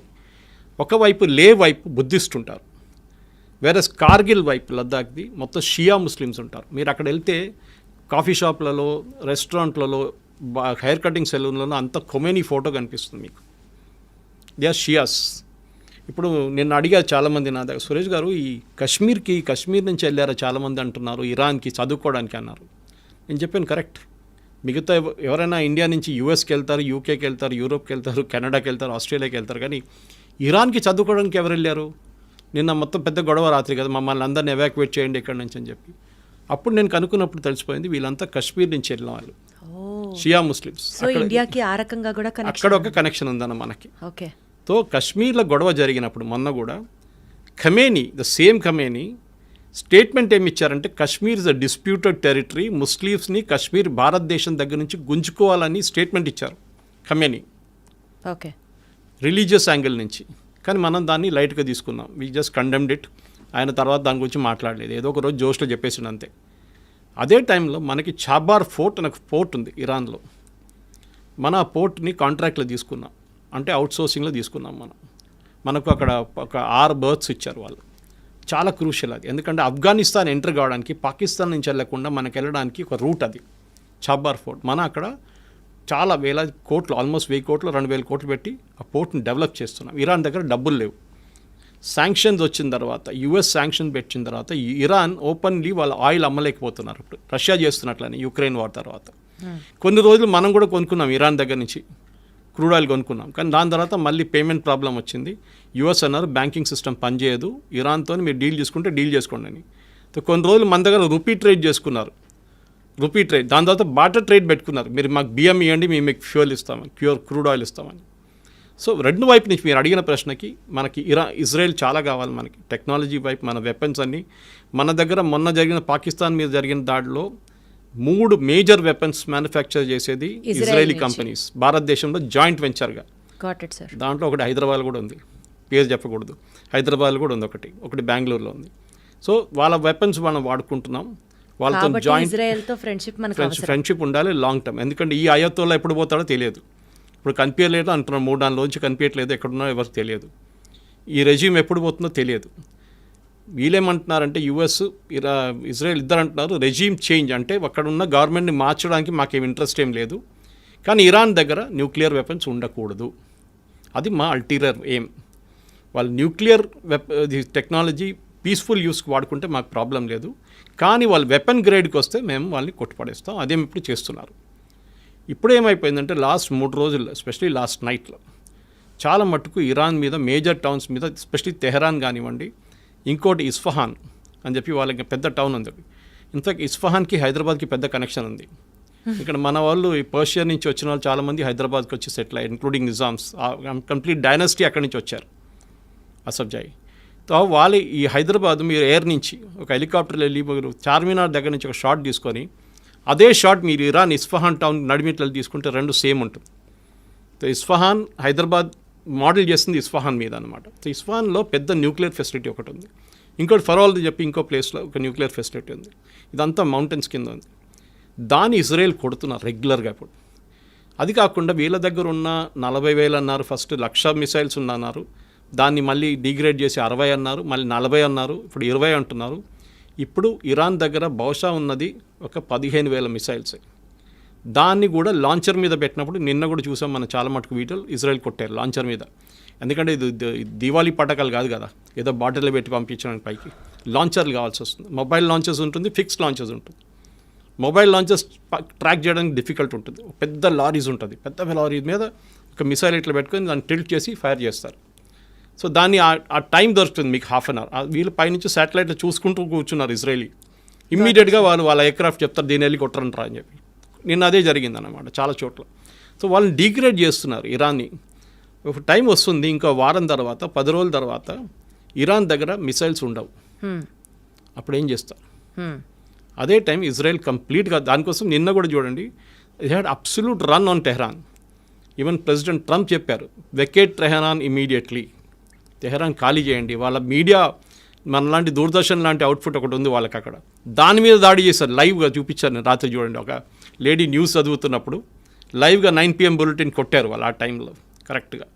సో ఇజ్రాయెల్ ఏంటంటే టోటల్ డామినెన్స్. ఇప్పుడు ట్రంప్ కూడా సపోర్ట్ చేయాల్సి వస్తుంది ట్రంప్కి, వాళ్ళకు కూడా ఇంకా they have no other choice యూఎస్కి ఇప్పుడు. సో ఎలా అయితే ఇరాన్ వెపన్స్కి ఇంకా మా దగ్గర అయిపోతున్నాయి అని చెప్పే స్టేట్కి వస్తుందో, న్యూట్రల్గా బిహేవ్ చేసే పొజిషన్ నుంచి ఇండియాకి కూడా కష్టమయ్యే సిచ్యువేషన్ వచ్చింది అనుకుందాం సార్.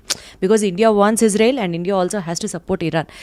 ఏదో ఒక పాయింట్లో మేము న్యూట్రల్గా ఉండలేము అని అనుకున్న టైంలో భారతదేశానికి స్పెసిఫిక్గా హిడెన్ సైబర్ అటాక్స్ దగ్గర నుంచి, ఆయిల్ ప్రైసెస్ విపరీతంగా పెరిగిపోవడం దగ్గర నుంచి ఎకానమీ కొలాప్స్ అవ్వడానికి కూడా ఆస్కారం ఉందా? లేదు, ఎందుకంటే ఆయిల్ ట్రేడ్లో ఇరాన్కి అంత పెద్ద షేర్ లేదు ఇప్పుడు, ఎందుకంటే వాళ్ళ మీద బ్యాన్ ఉంది కంప్లీట్గా. కానీ స్ట్రెయిట్ ఆఫ్ హోర్మూజ్ అంటాం మనం, ఒకవైపు సౌదీ అరేబియా, ఇంకోవైపు యమన్, ఒమాన్, వీళ్ళందరూ నడిమించి ఇరాన్ పక్క నుంచి ఒక స్ట్రెయిట్ ఆఫ్ హోర్మూజ్ అని చెప్పి చిన్న ఒక వాటర్వే ఉంది. దాని నుంచి ఆల్మోస్ట్ 60% వరల్డ్ ఆయిల్ అక్కడి నుంచి ఫ్లో అవుతుంది, ఆయిల్ పెద్ద పెద్ద ట్యాంకర్లో.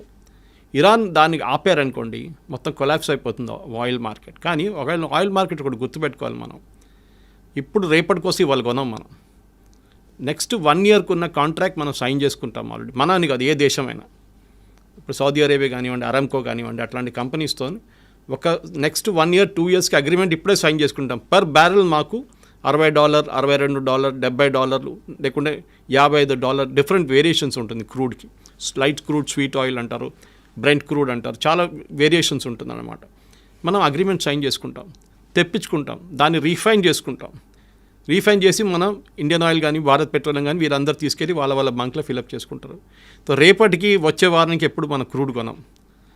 మనకి ఇప్పుడు ప్రాబ్లం కూడా జరిగింది అనుకోండి, దాని ఇంపాక్ట్ ఒక 6 నెలల తర్వాతనే ఉంటుంది, ఇప్పుడు ఉండదు. అది కాకుండా భారతదేశం దగ్గర యూఎస్ చేసినట్లనే మనం కూడా మోదీ గవర్నమెంట్ వచ్చిన తర్వాత స్ట్రాటజిక్ రిజర్వ్స్ అని చెప్పి ఒక కాన్సెప్ట్ పెట్టాం. అంటే మంగళూరు వైపు, ఇంకోటి వైజాగ్ వైపు ఉందనుకుంటే, ఎక్కడని చెప్పట్లేదు, పెద్ద అండర్ గ్రౌండ్ ట్యాంకర్స్ తయారు చేసుకున్నాం మనం. ట్యాంక్స్ పెద్దది, చాలా పెద్దది. అక్కడ ఏం చేసుకుంటాం అంటే ఒక రిజర్వ్, ఒక నెల కోసం ఉన్న క్రూడ్ ఆయిల్ అక్కడ రెడీగా పెట్టుకుంటాం మనం. దాంట్లో ఎంత పెద్ద గొడవ జరిగినా కానీ మనకు 2 రోజులు నడిపించడానికి మన దగ్గర క్రూడ్ ఆయిల్ ఉంటుంది. సో ఆ ప్రాబ్లం ఉండదు. So we will never have a problem of crude oil problem. అది కాకుండా మన దేశం ఎకానమిక్ క్రాష్ అస్సలు ప్రసక్తే లేదు. ఎందుకంటే Iran is not a major power. Okay, అది మనం గుర్తుపెట్టుకోవాలి. ఇరాన్ దగ్గర ఉన్నది ఒకటి ఆయిల్ ఒక్కటే వాళ్ళ దగ్గర, ఇంకోటి వాళ్ళ దగ్గర ఉన్న మిసైల్ స్ట్రెంగ్త్, అది ఇప్పుడు చాలా మటుకు డిగ్రేడ్ అయిపోయింది కంప్లీట్గా. సార్ ఇప్పుడు బేసికల్గా ఇరాన్ దృష్టిలో ఇజ్రాయెల్ అనే ఒక నేషన్ ఎగ్జిస్ట్ అవ్వకూడదు అని ఒక డామినెన్స్ కోసం స్టార్ట్ చేసిన ఫైట్లో యుఎస్, యూకే, చైనా, ఈ 3 నేషన్స్లో సార్ ఏది అడ్వాంటేజ్ తీసుకొని ఆ మంటలో నిప్పులో ఆజ్యం పోయడం అంటారు చూడండి, ఆ ఆజ్యం పోసే దేశం ఏది? అండ్ పీస్ పేరుతో సైలెంట్గా పవర్ని గ్రాప్ చేసే స్కెచ్ ఏ దేశం వేస్తుంది సార్? మీరు యూకే, యుఎస్, ఇజ్రాయెల్ ఒక్కటే కలిసి పనిచేస్తున్నారు. ఎందుకంటే ఇప్పుడు ఇరాన్ నుంచి ఫైర్ చేసిన మిసైల్స్ మొన్న కూడా దాంట్లో 30% మిసైల్స్ని కొట్టిపడేస్తుంది యూకే, యుఎస్ అని కాకుండా ఈవెన్ జార్డన్ ఫైటర్ ఎయిర్క్రాఫ్ట్. మిగతా ఐరన్ డోమ్కి వచ్చేదాకా, ఇజ్రాయెల్ దగ్గర వచ్చేదాకా 70% మిగిలింది. దాంట్లో కూడా వాళ్ళు ఆల్మోస్ట్ 90% కొట్టిపడేశారు, 10% మిస్ అయిపోతుంది. ఇప్పుడు మనం కూడా మన పాకిస్తాన్ జరిగినప్పుడు మీరు చూస్తుంటారు, ఆకాశంలో కొడుతున్న షాట్స్ ఉన్నాయి చూడండి, అదే జరుగుతుంది. మన దగ్గర ఉన్న ఐరన్ డోమ్ S-400, అది కాకుండా దాని తర్వాత నెక్స్ట్ మన దగ్గర ఆకాష్ తీర్ ఉంది, దాని తర్వాత యాంటీ ఎయిర్క్రాఫ్ట్ గన్స్ ఉంది. నడిమిట్లో ఒక 5-6 ఉన్నాయి మిసైల్ రేంజెస్. ఇజ్రాయెల్ దగ్గర డేవిడ్ స్లింగ్ అని ఒకటి ఉంది, that is beyond 200 to 300 kilometers వచ్చే మిసైల్స్ తీసుకుంటుంది. దగ్గరకు వచ్చిన 100 kilometers మిస్టి ఇది వాళ్ళ ఐరన్ డోమ్ చూసుకుంటుంది అనమాట. అది కాకుండా పేట్రియట్ అని చెప్పి ఇంకో ఎక్స్టెండెడ్ రేంజ్ 500 kilometers ఇంకోటి ఉంది వాళ్ళది, అది అమెరికన్ టెక్నాలజీ. ఇది 3 వాడుకోవడం. అది కాకుండా అమెరికా థాడ్ అని చెప్పి వాళ్ళకి ఒక సిస్టమ్ ఉంది, THAD, అది మన S-400 లాగా అనమాట. దాన్ని కూడా అమెరికా ఒక సెట్ తీసుకొచ్చి ఇజ్రాయెల్లో పెట్టారంట, చెప్పట్లేదు, దాని గురించి మాట్లాడలేదు. అంటే US is silently supporting Israel. Has to and is doing it also. Trump చాలా క్లియర్గా చెప్పారు నిన్న కూడా, we're not fighting this war, but at the same time we're not backing out Israel, we're supporting Israel. ఎందుకంటే Israel అనే ఒక community, ఈ Jewish community, US అని కాదు, లోకంలో ఎక్కడైనా they are the most powerful community. Finance వాళ్ళ చేతిలో ఉంటుంది, మీడియా వాళ్ళ చేతిలో ఉంటుంది. యుఎస్లో కూడా అంతే. ఏ యుఎస్ పొలిటీషియన్ కూడా జ్యూస్ని ఇగ్నోర్ చేయరు. ఓకే, ఆ పరిస్థితి ఇప్పుడు మన భారతదేశంలో డయాస్పోరా ఉన్నారు చూడండి, మనం ప్రొఫెషనల్స్, మన డాక్టర్స్ కానీ ఇంజనీర్స్ కానీ ఉంటాం, వాళ్ళది కాదు, వాళ్ళు మీడియా కంట్రోల్ చేస్తారు. ట్రంప్ ఎక్కువ రిలీజ్ చేస్తే ట్రంప్ని దింపేస్తారు, బైడెన్ దింపినట్లు. ఆ పవర్ ఇజ్రాయెల్కి ఉంది. ఇజ్రాయెల్ అని కాదు, జ్యూస్కి ఉంది. వాళ్ళు ఏ దేశంకైనా వెళ్ళండి మీరు, జ్యూస్ ఉంటారు అక్కడ. మన ఎప్పుడు జోకింగ్లు చెప్తారు, ఎక్కడ పోయినా మలయాళీలు కనిపిస్తారు, కేరళ నుంచి ఉన్న వాళ్ళు ఈవెన్ మూన్లో కనిపిస్తారు, అదేలాగా ఇజ్రాయేలీలు కూడా కనిపిస్తారు, జ్యూస్ కనిపిస్తారు. కరెక్ట్ అది. And what about UK and China sir? China ఇప్పుడు ఏం చెప్పారండి, UK is part of this deal anyway. Okay, దాంట్లో డౌట్ లేదు. యూకే ఇస్ విత్ ఇజ్రాయెల్ అనమాట. వాళ్ళు చిన్న చైనా ఎవరికి సపోర్ట్ చేస్తుందో చైనా ఎవరు చేయట్లేదు ఇప్పటికి. చైనా ఓన్లీ రెజల్యూషన్ పాస్ చేస్తుంది, మేము కండెమ్ చేస్తున్నాం, మేము అది చేస్తున్నాం, ఇది చేస్తున్నాం. ఎందుకంటే చైనాకి భయం ఏంటంటే, మేము దీంట్లో గిట్ట దడితే యుఎస్ వచ్చి అక్కడ వాళ్ళ తైవాన్ దగ్గర వచ్చి కూర్చుంటారు, యుఎస్ సౌత్ చైనా సీలో మమ్మల్ని మా షిప్ని పోనీయరు, మేము దీంట్లో గొడవ మాకు పెట్టక్కర్లేదు. వాళ్ళు ఓడిపోతున్న పార్టీతో మేమేం పెట్టుకోము ఇరాన్లో, వాళ్ళు ఓడిపోతారు, రేపు పారిపోతారు, ఇక ఆయన రష్యాకి వెళ్ళిపోతారు, ఎక్కడికి వెళ్తారో తెలియదు ఖమేని, కానీ వెళ్ళిపోతారు, గాయబైపోతారు ఒక కాన్ఫిడెన్స్. అంటే ఎవరికి ఇరాన్ మీద నమ్మకం లేదు ప్రస్తుతం. లేదు, ఎందుకంటే ఆ రెజీమ్ పవర్ పోయింది ఇప్పుడు. ఓకే, వాళ్ళు ఇన్ని రోజులు ఏమనుకున్నారంటే వీళ్ళు ఇన్విన్సిబుల్ పవర్, వీళ్ళ దగ్గర మిసైల్స్ 1,00,000 మిసైల్స్ ఉన్నాయి, వాళ్ళు ఈజీగా ట్యాకిల్ చేసుకోండి. ఇజ్రాయెల్ ఎట్లా అంటే వాళ్ళు 1 సంవత్సరం ప్లాన్ చేశారు ఈ ఆపరేషన్, రైజింగ్ లైన్ ఆపరేషన్. ఇప్పుడు మన జరుగుతున్న ఈ ఫైట్ కరెక్ట్గా ప్లాన్ చేసుకొని వాళ్ళు ఆ టార్గెట్స్ కొట్టారు. ఫస్ట్ ఆర్మీ జనరల్స్ మొత్తం వైప్అవుట్ చేసేసారు, రెవల్యూషనరీ గార్డ్ టాప్ టియర్ అంతా చేసేసారు. ఆలోచించండి, ఒక దేశంలో ఉన్న టాప్ మిలిటరీ కమాండ్ మొత్తం తీస్తే ఎట్లా ఫంక్షన్ చేస్తారు. సరే అని చెప్పి ఖమేనీ నెక్స్ట్ ఇన్ కమాండ్ ఆర్మీ చీఫ్ని అపాయింట్ చేశారు. ఆయన్ని 1 గంట సేపు ముందు కొట్టిపాడేశారు, ఇజ్రాయెల్ ఖతం చేశారు ఆయన కూడా. ఇప్పుడు ఆలోచించండి, భయపడతారు, కొత్తని పెడితే వాన్ కొట్టేస్తారు. సినవార్ అదే అయింది, సినవార్ చనిపోయినప్పుడు వాళ్ళు ఇజ్రాయెల్ చంపిన తర్వాత వాళ్ళ బ్రదర్ని అపాయింట్ చేశారు. వాడిని 6 నెలలలోపు వాడిని కూడా కొట్టేశారు. అదే సార్, ఇజ్రాయెల్ మాస్టర్ మైండ్తో చూసుకుంటే ఇది కేవలం ఇజ్రాయెల్ వర్సెస్ ఇరాన్లా చూడాలా, లేకపోతే is this paving a way for third world war? Third world war ఇక్కడ జరగదండి. It's only a concept. First world war, second world war ఎందుకు జరిగింది? చిన్న కిడ్నాపింగ్ ఇన్సిడెంట్తో జరిగింది first world war. Second world war ఒక మిస్అండర్స్టాండింగ్తో స్టార్ట్ అయింది. దాని తర్వాత వీళ్ళందరూ వచ్చి పడ్డారు. జర్మనీ కానివ్వండి, ఫ్రాన్స్ కానివ్వండి, తర్వాత లాస్ట్ యూఎస్ కూడా వచ్చి పడ్డారు. అలా ఒక్కొక్క దేశం కలుసుకుంటూ వెళ్తే వరల్డ్ వార్ ఎప్పుడు జరగదు. ఫస్ట్ ఆఫ్ ఆల్ అందరికీ first world war, second world వార్లో trade was not a big thing. ఇప్పుడు trade is very big thing. అందరికి భయం ఏంటంటే ఇప్పుడు ఏదైనా యుద్ధం వస్తే మా ట్రేడ్ పెద్ద దెబ్బతింటుందని. ఇప్పుడు చూడండి, యుక్రెయిన్ రష్యా 3 సంవత్సరాల నుంచి కొట్టుకుంటున్నారు. ఎవరైనా కలుస్తున్నారండి? ఎవరు కలవట్లేదు. రష్యాకి తెలుసు మేము ఇది గెలవలేము మొత్తం, కానీ యుక్రెయిన్ తెలుసు మేము కూడా గెలవలేము అని చెప్పి, కానీ కొట్టుకుంటున్నారు. అదే సార్, ఒక్కొక్కళ్ళ శత్రువు ఒక్కొక్కళ్ళకి మిత్రుడు అవుతారంటారు కదా. Enemies my friend. ఎగ్జాక్ట్లీ. అలానే కనుక ఆలోచిస్తే ఇప్పుడు రష్యా అండ్ ఇజ్రాయెల్ ఫ్రెండ్స్ అయిపోతున్నారు. బికాజ్ ఆల్రెడీ వాళ్ళిద్దరూ ఒకరికొకరు సపోర్ట్ చేసుకుంటున్నారు. ఇలా ఒక్కొక్క దేశం యాడ్ చేసుకుంటూ వెళ్తే రేపు ఒక పెద్ద విధ్వంసం జరుగుతుందా అని భయం వేస్తుంది. ఏం కాదండి, వాళ్ళ సెల్ఫిష్ ఇంట్రెస్ట్ చూసుకుంటున్నారు. రష్యాకి ఇప్పుడు టైం లేదు. రష్యాకి వాళ్ళ దగ్గర ఉన్న యుక్రెయిన్తో ప్రాబ్లం నడుస్తుంది. వాళ్ళు ఎవరిని సపోర్ట్ చేయడానికో ఎవరిని డిఫెండ్ చేయడానికి వెళ్ళరు. వాళ్ళ ఇంట్లోనే మంట పట్టుకుంది, వాళ్ళు చూసుకుంటున్నారు దాన్ని. ఇంకొక ఇంట్లో ఏం చూసుకుంటామని వాళ్ళు. So they will not do anything. China నేను చెప్పినట్లు బికాజ్ వాళ్ళ ఇంటర్నల్ ప్రాబ్లమ్స్, అమెరికాతో ఉన్న ట్రేడ్ ప్రాబ్లమ్స్ కానీ వాళ్ళు కూడా దీంట్లో వచ్చి పడరు ఇప్పటికీ present situation. They cannot help Iran also. మీరు మిసైల్స్ ఇచ్చినా కానీ వాళ్ళు ఇరాన్ వాడుకోలేరు ఇప్పుడు దాన్ని.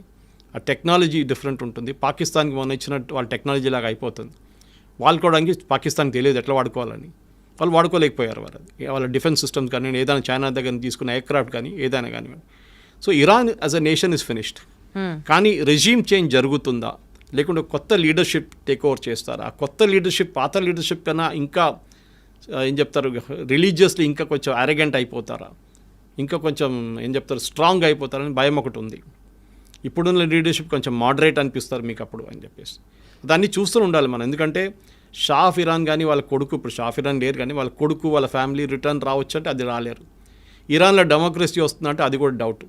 మీరు గుర్తుపెట్టుకోండి, ఇరాక్లో వెళ్ళారు యుఎస్, ఏం చేశారు? మొత్తం ధ్వంసం చేసి సద్దాం హుసేన్ బయట పంపించింది, అక్కడ మెస్ అయిపోయింది. ఇప్పుడు కొంచెం స్టేబుల్గా ఉంది. లిబియాకి వెళ్ళారు, ఏం చేశారు? ఇదే పని చేశారు. సిరియాకి వెళ్ళారు, ఏం చేశారు? ఇదే పని చేశారు. ఆఫ్ఘనిస్తాన్కి వెళ్ళారు, అక్కడ కూడా మొత్తం ధ్వంసం చేశారు యుఎస్. సో యుఎస్ ఎక్కడ వెళ్ళినా కానీ అక్కడ ధ్వంసం చేసి వాళ్ళ ఎప్పుడైనా గుర్తుపెట్టుకోండి, US never fought a war on its soil. వాళ్ళ సాయిల్ మీద ఇవాళ దాకా ఒక ఫైట్ జరగలేదు. 2 సార్లు జరిగింది. ఒకటి పర్ల్ హార్బర్, జాపనీస్ పైలట్స్ వచ్చి వాళ్ళ మీద అటాక్ చేశారు, కామికాజే అటాక్ చేశారు. సెకండ్ 9/11 జరిగినప్పుడు. రెండిని యుద్ధం అని చెప్పలేము, కానీ సెకండ్ వరల్డ్ వార్ ఎండింగ్ వచ్చింది దాని తర్వాతనే. ఫస్ట్ పర్ల్ హార్బర్ జరిగిన తర్వాత న్యూక్లియర్ బాంబ్ తీసుకెళ్ళి వేశారు, మా మీద దాడి చేశారు కదా, మేము చేసి చూపిస్తామని చేసుకెళ్ళి. దానికోసం అమెరికా ఇప్పుడు కూడా ఇరాన్ అదే వాన్ చేస్తున్నారు. మా బేసెస్ ఉంది ఖతార్లో, వీళ్ళకి చాలా పెద్ద బేస్ ఉంది యూఎస్ది. సౌదీ అరేబియాలో పెద్ద బేస్ ఉంది. మీరు you name it and the basis there. యూఎస్కి 15 బేసెస్ ఉన్నాయి వెస్ట్ ఏషియాలో. పెద్ద వాళ్ళ 20 ఎయిర్క్రాఫ్ట్లు, మొత్తం అమెరికన్ సిటీ లాగా ఉంది వాళ్ళ దగ్గర. దాని మీద దాడి చేస్తే మేము మిమ్మల్ని ఫినిష్ చేసేస్తాము, మీరా హూతీలా ఎవరైనా కానివ్వండి. అదొక భయం ఇరాన్కి ఉంది. ఎలాగో అమెరికా డైరెక్ట్గా సపోర్ట్ ఇజ్రాయెల్కే చేస్తుంది. సో ఇరాన్తో పెట్టుకోదు, ఒకవేళ పెట్టుకోదలుచుకున్నా Iran will be finished with the help of Israel automatically. సరే, ఈ నేపథ్యంలో ఏ మిసైల్ ఎప్పుడు పేలుతుందో తెలీదు ఇరాన్ మీద. ఇరాన్ రెజీమ్ ఎంత మారుతున్నా, ఆ చేంజింగ్ ఓవర్ చూసుకుంటున్నా సరే, but still if Israel is very specific about Iran finish చేసే నేపథ్యంలో one shocking incident where India should also be equally ready for or well equipped for 4C చేసుకుంటూ India కూడా జాగ్రత్త పడాల్సిన సిచ్యువేషన్ ఏమైనా మీ ప్రెడిక్షన్లో ఉందంటారా? What do have to say about it? Nuclear, ఎందుకంటే ఫోర్డ్రో కానివ్వండి, వాళ్ళది నాన్స్ 2 న్యూక్లియర్ ఫెసిలిటీస్ మీద దాడి జరుగుతుంది. ఆల్రెడీ కొంచెం లీకేజ్ ఉందని చెప్తున్నారు నాన్స్ ఫెసిలిటీ నుంచి. అది చాలా డేంజరస్, ఎందుకంటే న్యూక్లియర్ లీక్ ఒకసారి మొదలైతే దానికి ఎండ్ ఉండదు. 500 కిలోమీటర్ ఎక్స్టెండ్ చేసుకోవచ్చు, 1000 కిలోమీటర్ దాకా వెళ్ళచ్చు. దానికోసం పాకిస్తాన్ మీద మనం ఎప్పుడు డైరెక్ట్ వాళ్ళ న్యూక్లియర్ అసెట్స్ మీద దాడి చేయం, ఇండైరెక్ట్గా చేస్తాం మనం. ఎందుకంటే అది ఒకసేపు గాలి కొట్టి రాజస్థాన్ వైపు వస్తే మొత్తం రాజస్థాన్ ఫినిష్ అయిపోతుంది రేపు. సో న్యూక్లియర్ అనేది చిన్నపిల్లల ఆట కాదు, and we should be very very careful. Handle చేస్తున్న నేషన్ మనకు థ్రెట్ లేదు, కానీ న్యూక్లియర్ ఎక్స్ప్లోషన్ జరిగింది అనుకోండి, దాని చుట్టుపక్కల 500 కిలోమీటర్ దాకా దాని ఇంపాక్ట్ ఉంటుంది. దానికోసం ఇజ్రాయెల్ ఇప్పుడు కూడా వాళ్ళ అసెట్స్ మీద దాడి చేయట్లేదు. వాళ్ళ ఎంట్రన్స్ మనం కొట్లనే ఎంట్రన్స్లో కొడుతున్నారు దాని, ఎందుకంటే అన్ని మౌంటైన్స్ లోపల ఉంటుంది. సో దాని లోపలికి పంపించి మిసైల్ కొడుతున్నారు. ఏమైనా Automatic గా finish కంటామినేషన్ అయిపోతుంది. ఉంటే కంటామినేషన్ ఆ మౌంటైన్ లోపల ఉండిపోతుంది. దాని తర్వాత కాంక్రీట్ వేసి సీల్ చేయొచ్చు. చెర్నోబిల్ మీకు అందరికి గుర్తుంటుంది, మనందరికీ చెర్నోబిల్ న్యూక్లియర్ ప్లాంట్ బ్లాస్ట్ అయినప్పుడు ఇప్పుడు కూడా నెక్స్ట్ 2000 సంవత్సరాలు కూడా దాని పక్కన ఎవరు ఉండలేరు 500 కిలోమీటర్ దాకా. దాని న్యూక్లియర్ ఇంపాక్ట్ ఇప్పుడు కూడా జనరేషన్స్కి ఫీల్ అవుతుంది. క్యాన్సర్ లాంటి పెద్ద పెద్ద రోగాలు, పిల్లలు అసలు పుట్టినప్పుడు కాళ్ళు ఉండవు, చేతులు ఉండవు, ఇట్లాంటి చాలా ప్రాబ్లమ్స్ ఉంటుంది. సో న్యూక్లియర్ అనేది చిన్నపిల్ల బ్యాలిస్టిక్ మిసైల్ లాగా కాదు. న్యూక్లియర్ టెక్నాలజీ అనేది డిఫరెంట్ బాల్ ఇయర్స్ టుగెదర్ దాని ఇంపాక్ట్ ఉంటుంది. దానికోసం ఎవరైనా కానివ్వండి, దానికోసం ఇజ్రాయెల్ కూడా తెలుసు ఎక్కడ దాకా ఇచ్చి కొట్టాలో వాళ్ళు కొడుతున్నారు. దాని తర్వాత అమెరికా చూసుకుంటారు మిగతా అని చెప్పేసి. సో అమెరికా ఏం చేస్తారంటే ఇప్పుడు బహుశా ఏం జరగబోతుందంటే ఆల్రెడీ ట్రంప్ G7 నుంచి రిటర్న్ వచ్చేసారు, జల్దీ 1 డే ముందే వచ్చేసారు. ఏం చేయబోతున్నారంటే they will hold nuclear assets transfer చేసుకుంటారు. ఇప్పుడు పాకిస్తాన్ దగ్గర కూడా అదే చేశారు. పాకిస్తాన్ న్యూక్లియర్ అసెట్స్ మీద అమెరికా పట్టుంది. ఎందుకంటే అది కిட்ட తాలిబాన్ దగ్గర దొరికింది అనుకోండి, ఫినిష్డ్. తాలిబాన్ రేపు తీసుకొచ్చి యూఎస్ మీద వేస్తారు. వాళ్ళకి అది భయం ఉంది ఒకటి. ఎవరు టెర్రరిస్ట్ చేతిలో పడకూడదు, అది మెయిన్ స్ట్రాటజీ. అది ఇజ్రాయెల్ ఉండనివ్వండి, యూఎస్ ఉండనివ్వండి, యూకే ఉండనివ్వండి, మనం కూడా అంతే. న్యూక్లియర్ కమాండ్ అనేది ఒక డెమోక్రటిక్ గవర్నమెంట్లో డిఫరెంట్ ఉంటుంది. ప్రైమ్ మినిస్టర్ దగ్గర న్యూక్లియర్ బటన్ ఉంటుంది లాంచ్ చేయాలంటే, కానీ ప్రైమ్ మినిస్టర్ మోదీ సపరేట్ ఆ బటన్ ప్రెస్ చేయలేరు. ఒక చైన్ ఆఫ్ కమాండ్ ఉంటుంది. చాలామంది అప్రూవ్ చేసి లాస్ట్లో బాంబింగ్ కోసం అప్రూవల్ వస్తుంది అనమాట. అండ్ మనకు already no first use policy ఉంది. సో మనం ఇప్పుడు వాడం, కానీ మన దగ్గర 180 దాకా రెడీమేడ్ మిసైల్స్ ఉన్నాయి. దాన్ని అసెంబుల్ చేయడం, పంపించడం. న్యూక్లియర్ మిసైల్స్ ఎప్పుడు అసెంబుల్ చేసి పెట్టరు, కానీ ఫిట్ చేయాల్సి వస్తుంది అనమాట. వార్ హెడ్ అది మిసైల్ ఉంటుంది, దాని మోటార్ ఉంటుంది, దాని మిగతా పార్ట్స్ ఉంటుంది, లాస్ట్ వార్ హెడ్ ఉంటుంది. దానిలో నార్మల్ బాంబ్ పెట్టచ్చు, న్యూక్లియర్ బాంబ్ పెట్టచ్చు, కానీ న్యూక్లియర్ బాంబ్ ఎవరు వాడరు. I keep repeating this. So ఒక థ్రెట్గా వాడుకుంటారు, కానీ ఎప్పుడు న్యూక్లియర్ వాడరు ఎవరు, ఏ రెస్పాన్సిబుల్ నేషన్ అయినా కానీ. సో ఈ విషయంలో భారతదేశం జాగ్రత్తగా ఉండాలి, పాయింట్ నెంబర్ 1. అండ్ దీనికంటే మోస్ట్ ఇంపార్టెంట్లీ పీస్ ఎస్టాబ్లిష్ అవ్వడం ఇంకా బెటర్ సార్. అట్లీస్ట్ మనకి చాబార్ ఫోర్ట్ ఎక్కడ పోకూడదండి. వీ నీడ్ చాబార్ ఫోర్ట్, చాలా ఇంపార్టెంట్. ఎందుకంటే మనకి సోవియట్ యూనియన్ ఆ రీజన్లో ఆఫ్ఘనిస్తాన్ కన్నా కొంచెం పైన మనకి ఇప్పుడున్న రిలేషన్షిప్ అజర్బైజాన్తో వీళ్ళు కొట్లాడబెట్టుకున్నాం. మన అర్మేనియాని సపోర్ట్ చేస్తున్నాం మనం. Armenia is technically Christian country, Azerbaijan is totally Islamic. దానికోసం పాకిస్తాన్ సపోర్ట్ చేస్తున్నారు. టర్కీ, అజర్బైజాన్, పాకిస్తాన్ వీళ్ళు ముగ్గురు ఒక ట్రయోకా అయిపోయారు పార్ట్నర్షిప్లో.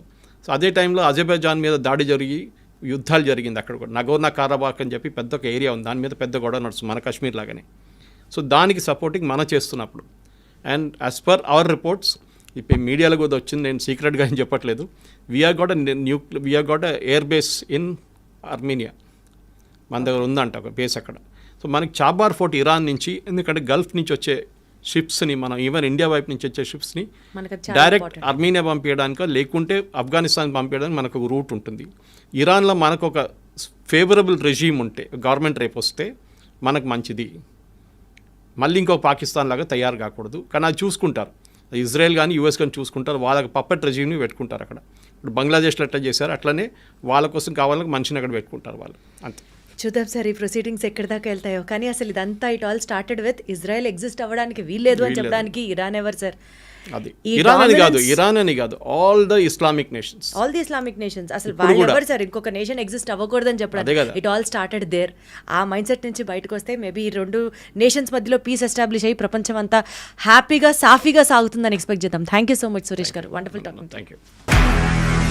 నిజంగా ప్రస్తుతం ఉన్నటువంటి సమాజం దేనికి ప్రయారిటీ ఇస్తుంది? ఆర్థిక సంబంధాల చుట్టూ మాత్రమే తిరుగుతుంది. మళ్ళీ ఎన్నికలంగానే చాలా విరక్తి కలుగుతాను.